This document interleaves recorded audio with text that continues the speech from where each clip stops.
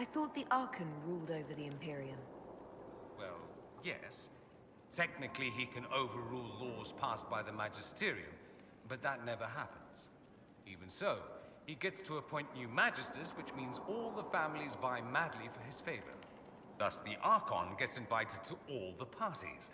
The truest path to Tevinter influence, let me tell you. If it's a fiction, that means mages do rule then. Yes and no. Let me put it this way. Mages do rule, but not all mages are equal. If you're not from the right family, chances are you don't rule anything. Maybe you're even a slave. The idea that anyone could be a mage, however, keeps the masses placated.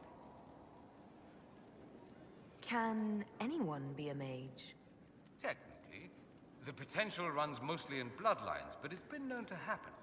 More importantly, commoners believe it can. Tevinter legend is chock full of mage heroes from humble origins. So they hold out hope. Someday my son or my son's son will be a mage. Someday.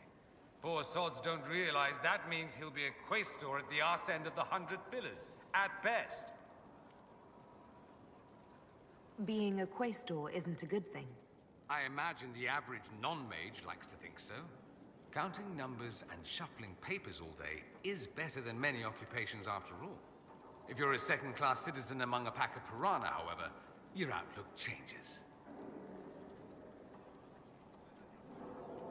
Let me ask you something else. Of course.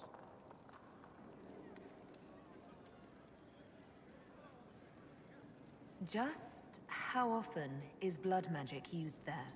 Oh, not at all. Not at all. That's what any Magister would tell you. They'd be convincingly offended by the notion, too.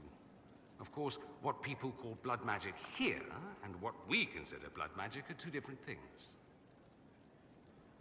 What's considered actual blood magic in Tevinter?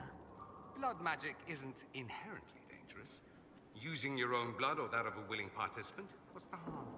The problem is that what's permitted only gets you so much power. And what if you need more? You always need more. That's where we get into sacrifices and demon summoning. None of that is done. Not officially. Behind closed doors, it's a different story. Real blood magic can give you an edge, a leg up against your opponents. It's safe to assume that any mage of rank does it. The rest are quietly shut out of power, to put it bluntly. You'd think the Templars would object. I imagine they did, long ago. Once, their investigations might have been sincere. Then their balls were cut off. Too inconvenient. Nowadays, only the friendless are accused. Most of them probably innocent. There must be some mages who oppose this. Of course. I do. And I'm not entirely alone.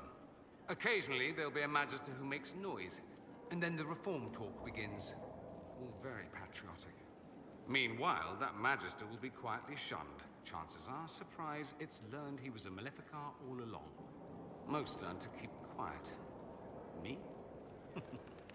I enjoy the allure of pariahhood.